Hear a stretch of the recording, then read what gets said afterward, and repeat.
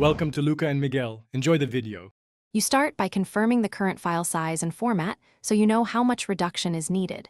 Open your chosen tool. Handbrake or FFmpeg are lightweight and precise because knowing the format dictates encoder options. Next, set a target.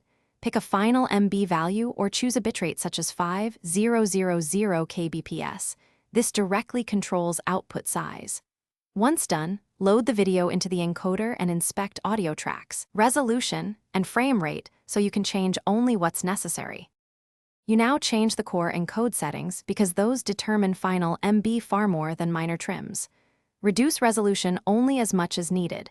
Dropping 1080p to 720p often cuts size significantly. Next, set bitrate strategy. Use VBR with a target and max or 2-pass encoding. This preserves quality while meeting size goals. Choose H, 264 or H, 265 for compression efficiency.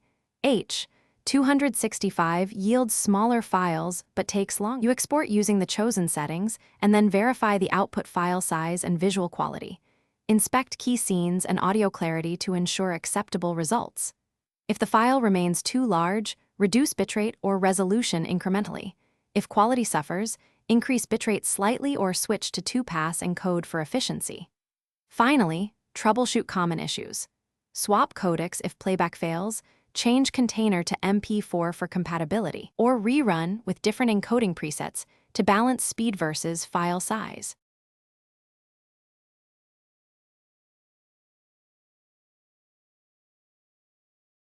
Thanks for watching and please subscribe. It's the best investment you'll ever make.